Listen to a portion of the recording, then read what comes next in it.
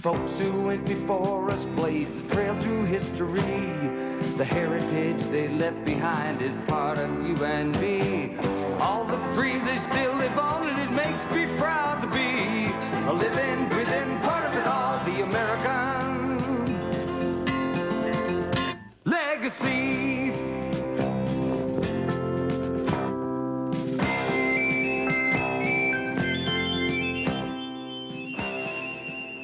It's interesting how plants have influenced people's lives. We, of course, eat all kinds of plants. From some we make clothing, others make money for us. Oh, yes, and some actually help change our history, like these strange-looking plants. They look more like a miniature forest with giant leaves, don't they? These leaves are part of a plant that has long played an important role in our history. For this is tobacco, one of the most valuable crops to make money that is still grown here in the southeast part of our country. Of course, you just don't take a tobacco leaf like this, grind it up, and make cigarettes out of it. It's a much longer process than you would imagine.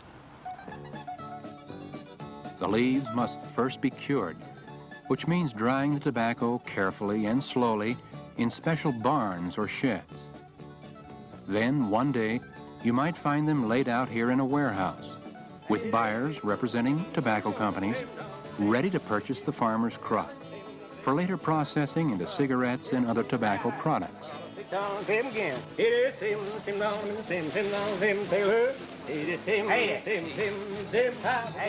Most of the tobacco raised in this country now comes from fields in North Carolina or Kentucky, but originally it came from this historic region, Virginia.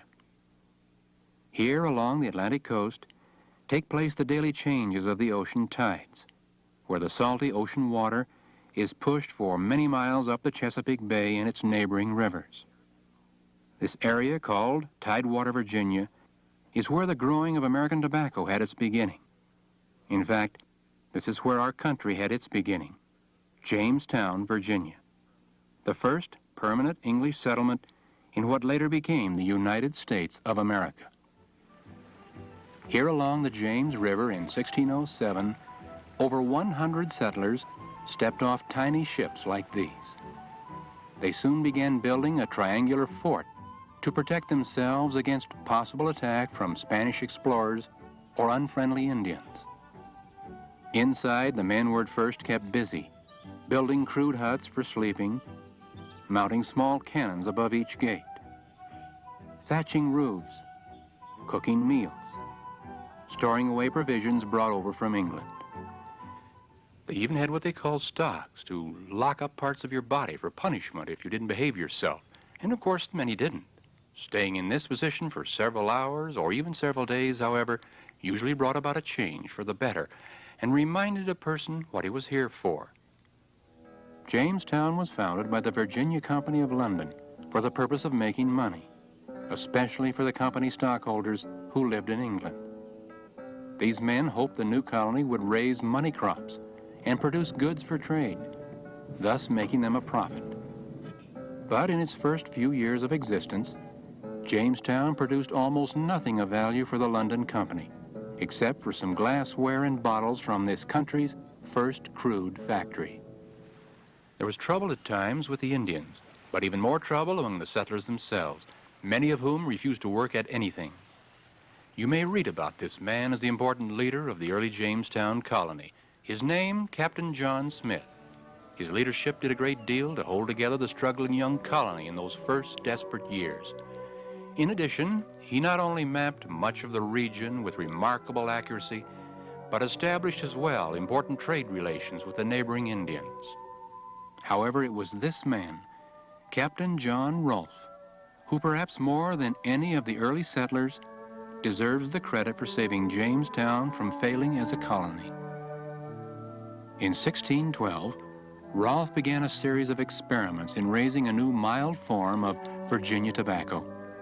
Within 5 years, the Virginia colony was sending back to England over 20,000 pounds of this new tobacco each year. John Rolfe had provided the colony with a very successful crop that would make money not only for the company, but for the planters themselves, the men who planted and worked the crop. Easy as tobacco was to grow, it had one serious drawback. It wore out the soil very rapidly, and without fertilizers or other means to replenish the soil, it meant that more and more land was needed by the planters to replace the unproductive soil. To find new land, many of the planters simply moved upriver to clearings like this one. Here the river was still deep enough for ocean-going ships to tie up at the wharves and load on the precious barrels of tobacco. Through the years, as the farms grew bigger, so did the profits, as well as the need for many, many more workers. Where would the planters find the needed help? The answer for many was found aboard slave-trading ships, black people from Africa, brought to the New World against their will, people who were bought, sold, or owned like animals. These blacks had no choice of where they worked or how they lived. For this was the beginning of the system of slavery in America. It also marked another beginning, the growth of what came to be called plantations. This is the famous Shirley Plantation, one of the earliest established here along the James River. Today, the buildings and grounds remain much as they were some 200 years ago. The main house, finished in 1770, has been restored to its original condition, with many of the rich furnishings and artifacts still in place. Surrounding the house were buildings for storing and cooking food, as well as barns for curing tobacco. Such plantations became gathering places for other nearby rich landowners, a place for social events, as well as for political discussions about what was happening in nearby Williamsburg, the colonial capital of Virginia.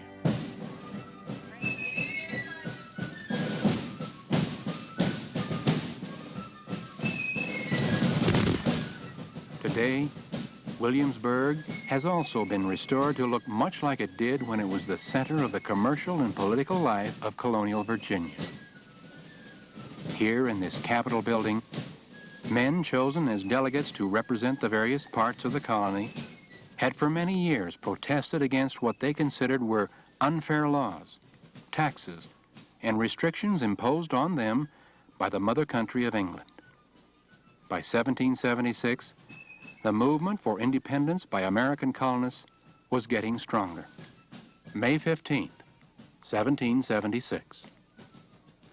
Resolved that these united colonies are, and of right ought to be, free and independent states, that they are absolved from all allegiances to the British Crown, and that all political connection between them and the state of Great Britain is, and ought to be, totally dissolved. The stirring words of the resolution were soon printed for all to read in the Virginia Gazette, Williamsburg's newspaper of that day. A resolution for independence. Would this mean war with England? Only time would tell. Meanwhile, life had to go on. There were candles that needed dipping. New wigs for men needed fitting. Bread needed baking. The tobacco plants had to be cut and harvested. Yes, even young people had to be ready for their harpsichord lesson. A very beautiful minuet. But this time, would you take the long note and the shake with the finishing tones?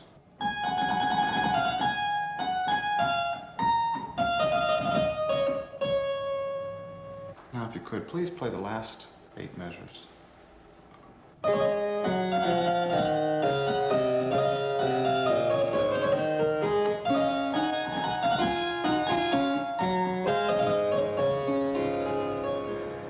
By 1800, another plant was beginning to have its influence here in America. In a few weeks, this green bowl, as it's called, will split open like this one, exposing the fluffy white fibers inside.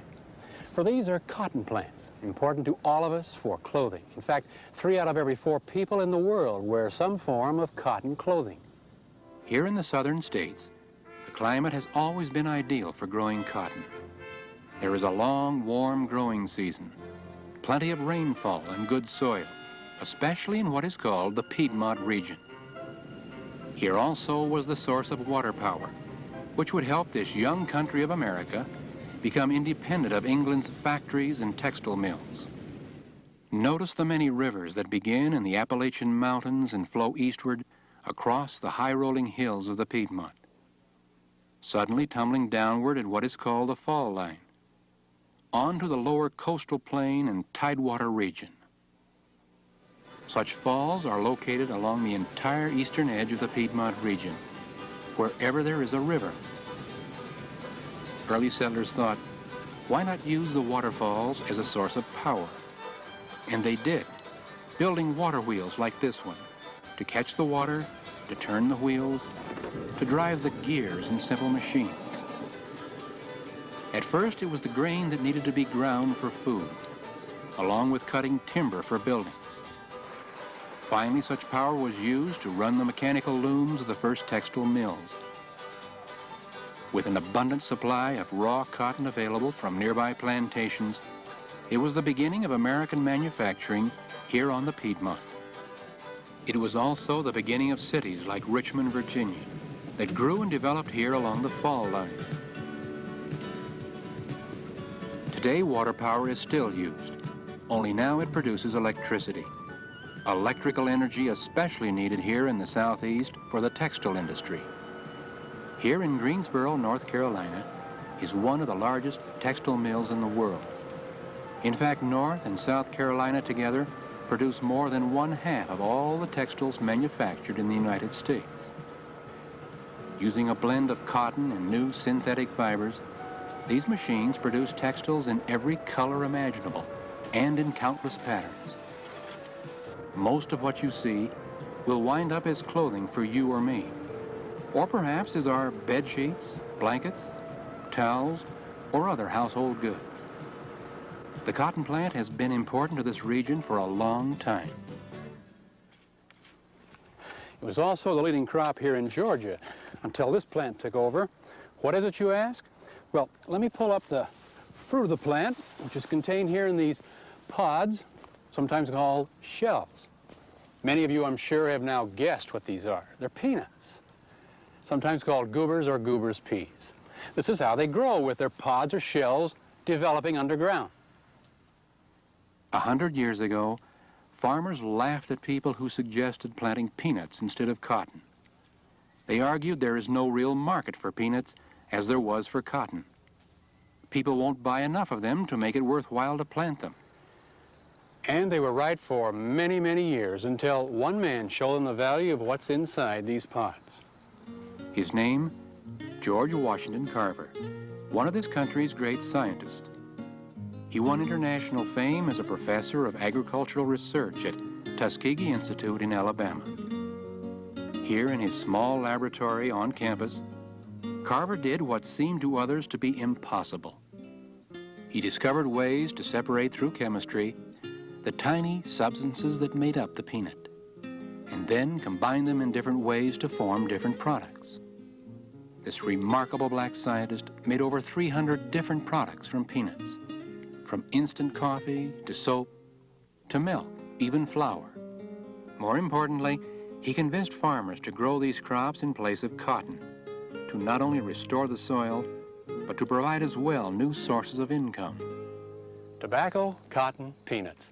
3 important plants growing here in our southern states. Each has played an important role in helping to change the history of our country. From each has also grown giant industries, which affect the lives of millions of people today throughout our nation. I guess that we should never underestimate the influence of our plant kingdom.